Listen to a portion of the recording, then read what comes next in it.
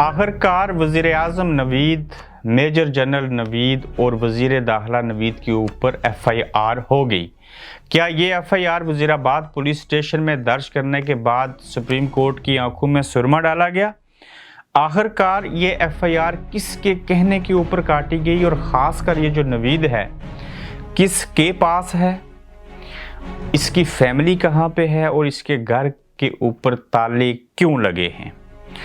फिर हम ये भी बात करेंगे कि ये जो 28 नवंबर को बाजवा साहब घर जाना चाह रहे हैं, क्या ये चले जाएंगे या हालात की संगीनी को वजह बनाकर वो कोई एक्सटेंशन ले लेंगे या मज़ीद अरसा ठहरेंगे? आज इन नुकात के ऊपर हम बात करेंगे। अस्सलाम वालेकुम, आप देख रहे हैं गोरखधंधा अबरार कुरैशी। आपसे महातुब। वज़ीराबाद के पुलिस स्टेशन में एफआईआर तो हो गई, लेकिन इस एफआईआर ने बेशुमार सवालात भी उठाए। उन सवालात के ऊपर भी बात करेंगे, लेकिन जो ही एफआईआर हुई तो ये कैसी एफआईआर कि जिसके ऊपर फ़ौरन बाद उसको सील किया गया। अच्छा, सील करने के बाद सोशल मीडिया पे लीक भी हो गई। जब लीक हो गई, खबर आ गई, तो पाकिस्तान तहरीक इंसाफ के फवाद चौधरी समेत तमाम लोगों ने इसके ऊपर अदम एतमाद का इजहार किया। कुछ सहाफ़ियों ने ये भी कहा, इमरान खान साहब जैसे लोगों ने, कि खान साहब ये जो एफआईआर हुई है इसी को गनीमत समझिए और इसी के ऊपर जो है वो सब्र कर लीजिए। मगर देखना ये है कि ये जो एफआईआर वज़ीर-ए-आज़म साहब पे काटनी थी, जो वज़ीर दाखिला के ऊपर कटनी थी, जो मेजर जनरल फैसल नसीर के ऊपर कटनी थी, ये नवीद ही तीनों ओहदे रखता है और इसी के ऊपर होगी। फिर ये बड़ी बात इसके अंदर ये सवाल उठता है कि कल यानी कि आज जब सुप्रीम कोर्ट के अंदर ये सुप्रीम कोर्ट जब पूछेगी चीफ जस्टिस साहब की एफआईआर हो गई तो उसको दिखाइए, वो जब दिखाएंगे तो उसमें तो सिर्फ नवीद का नाम होगा और इमरान खान साहब ने 3 लोगों का मुतालबा किया था, तो उसकी जस्टिफिकेशन क्या होगी? क्या जो कोर कमांडर्स की मीटिंग हुई थी उसी में तय किया गया था और किसने कहा वज़ीराबाद में पुलिस स्टेशन के ऊपर के एफआईआर काटो? जाहिर है इस्टेब्लिशमेंट की तरफ से ही कहा गया होगा। और जब उनका इजलास हुआ तो उसके बाद एफआईआर तो होगी, और क्या इसके ऊपर खान साहब खुश होंगे? किसी सूरत नहीं होंगे। ये तो सुप्रीम कोर्ट और इमरान खान की आंखों के अंदर सुरमा डाला गया, उनको एक तरह से धोखा दिया गया। और ये मुल्ज़िम जो है बिल्कुल वही है जिसको पकड़ा था इब्तिसाम ने, उसी ने ही वीडियो रिकॉर्ड करवाई, उसी का ही बयान है, लेकिन ये वीडियो पहले से रिकॉर्ड हुई है। ये ज़ाहिर है घर के अंदर जाके छुप गया था। अगर इस खेल के पीछे इमरान खान के ऊपर हमला जो किया गया इसके पीछे कोई और नहीं था, तो दरख्तों के साथ सीढ़ियाँ क्यों लगी थी? कौन दरख्त के ऊपर चढ़ के जदीद गन्नों से किसने फायर किया? फिर जो सामने डीजे था उसने किस तरह से किसी सामने वाले शख्स की मूवमेंट को भी देखा? वो कौन था जिसने कंटेनर के ऊपर कोई अदूद और कयूद का तयन ना किया, कोई चीज़ ना लगाई? क्राइम सीन जो था, बाकी चीज़ें थी, उनको उखाड़ बिछाड़ के रख दी और हत्ता के कंटेनर की डायरेक्शन को भी मूव कर दिया। ना सिर्फ जगह से मूव किया बल्कि उसकी डायरेक्शन भी मूव की, क्योंकि वो सामने से जो गोली लगी है उससे तो पता चल जाता कि ये किस तरफ से आई है, यानी कि 3 इतराफ से ये चीज़ें हुई। और फिर क्या हुआ कि वहाँ पे कितने घंटे कितने दिन गुजर गए और वहाँ पे सब लोग आ रहे हैं, सारी चीज़ें हो रही हैं और कोई शवाहिद जमा ना किए गए। और हत्ता कि हमने बताया कि इमरान खान को अस्पताल ले जाते हुए उनके अपने सिक्योरिटी की जो गाड़ी थी, जो स्टाफ था, उसी ने ही धोखा देने की कोशिश की। और फिर वो कौन था जो सबको गाइड करता था कि एफआईआर नहीं करनी, कभी बिजली नहीं है, कभी फलां चीज़ नहीं है? इस सारे अमल के दौरान नीयत उनकी मैं आपको बता देता हूँ, उनको भी पता था मारने वालों को कि इमरान खान अगर अल्लाह ना करे जान की बाजी हार गए, अगर हमने वो चीज़ की तो कहीं मुल्क के अंदर बहुत बड़ा फसाद ना आ जाए और हम इसको संभाल ना सकें। तो उनकी भी नीयत यही थी कि हमने ज़ख्मी करना है, टांगों पे ही मारना है और इसको डराना है। लेकिन ये बंदा फिर से उठा, फिर से लॉन्ग मार्च और सारी चीज़ें हो गई।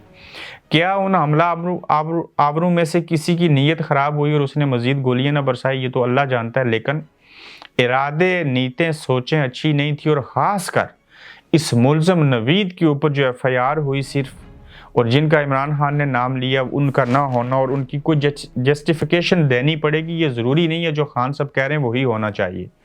मगर ये मुल्ज़िम नवीद जो है अगर किसी भी गैर जानिबदार पुलिस अफिसर के हत्थे चढ़ जाए, पूछना ये था कि वो कहाँ पे है, वो क्यों इतने दिन किसी ऐसी कस्टडी में रहा जहां पे कोई वीडियो रिकॉर्ड करके सोशल मीडिया पे अपने मनपसंद सहाफ़ियों को भेजते रहे व्हाट्सएप के ऊपर, और उनसे मखसूस सहाफ़ियों से ट्वीट्स होती रहीं। तो आज ये जो नवीद किसी गैर जानबेदार एक पुलिस ऑफिसर के हत्थे चढ़ जाए तो उसको वो फेंटा अगर वो लगाए तो उसको नानी भी याद आए और सारी चीज़ें बता दे कि उसके पीछे कौन है, फिर ये है कहाँ पे, और जब ये अदालतों में पेश होगा तो क्या चीज़ें होंगी, और ख़ासकर उसके घर को ताले क्यों लगे हैं। वहाँ बाहर से दर्जनों रिपोर्टर्स ने स्टोरियाँ की रेटिंग के चक्कर में। उनकी फैमिली के अलावा उनके किसी रिश्तेदार को किसी रिपोर्टर ने अप्रोच नहीं किया, जो कि मैं तो पाकिस्तान में है नहीं बैठा। लेकिन जो घर को ताले लगे वो फैमिली कहाँ गई। ये हादसा जब इस नवीद ने ये अमल किया, ये तो सामने बंदा था ना जिसको दिखाना था, और फिर वीडियो पहले से रिकॉर्ड हुई थी। बिहाइंड द सीन 2 और लोग थे, और ये जो फैमिली है घर को ताले लगे, ये इंसिडेंट वाले दिन या उस इंसिडेंट होने के बाद नहीं लगे। उनकी फैमिली को उस घर से पहले से कहीं और मुंतकिल कर दिया गया था, और यकीनन वो किसी की कस्टडी में होंगे। और नवीद जो है उसको बावर करवाया होगा कि भाई लोग, अगर हमारे इशारों के ऊपर नहीं नाचोगे, नहीं डांस करोगे, अगर हमारी बात नहीं मानोगे और किसी के सामने मुंह खोलोगे तो फिर आपका क्या हाल करेंगे। आज़म सवाती के साथ अगर बुरा हाल हो सकता है, वो बेहाल हो सकते हैं, तो ये नवीद किस खेत की मूली। क्या इसी को फांसी के ऊपर चढ़ाया जाएगा। ये भी किसी हद तक बड़ी बात है कि नवीद जो था उसी के ऊपर ही FIR हो गई। अब कोई JIT बननी चाहिए इसके ऊपर, क्या अदलिया अपना किरदार अदा करेगी। GIT जब बन जाए तो क्या इतनी इजाज़त और खुली छुट्टी और बायलो इजाज़त होगी कि इससे कोई गैर जानिबदार जो है वो तफ्तीश कर ले। काश ये इमरान खान के सामने इसी लड़के को बैठा दें तो वो उन्हीं को ही ना सारी चीज़ बता दे कि मुझे किसने भेजा था और क्या हुआ और कहाँ से रिवॉल्वर आया और इतनी महंगी चीज़ कहाँ से मिल गई और कैसे वो यहाँ तक पहुँचा। मगर इस मुल्क के अंदर हमेशा से जहाँ फातिमा जिन्ना की तस्वीर कुत्ती के गले में डाल के घुमाया जाए, उनको गद्दार पाकिस्तान कहा जाए, जहाँ ज़ियाउल हक साहब को फ़ज़ा के अंदर उड़ा दिया जाए, जहां जुल्फ़िकार अली भुट्टो के ऊपर चावल बेचने जैसे इल्ज़ाम लगे, जहां ज़हूर अलाई के ऊपर भैंस चोरी का मुकदमा बने, जिस मुल्क में पपीते और नीमको गिफ्ट के तौर पे देने के ऊपर 5 साल सदीकुल फारूक के ऊपर केस बने, जहां इमरान खान जैसे बंदे को गड़ी चोर बना दिया जाए, जहां बेटे से तनख्वाह न लेने के ऊपर नवाज शरीफ साहब को वजारत उज़्मा के मनसब से हटा दिया जाए, जहां आसिफ अली जरदारी को ये कहने के ऊपर कि मैं आपकी ईंट से ईंट बजा दूंगा, आप आर्जी हैं चले जाएंगे, हम हमेशा रहेंगे, उनको मुल्क छोड़ना पड़े और मुकदमात का सामना करना पड़े, तो वहाँ पे और कौन सी ऐसी चीज़ है जो नहीं हो सकती।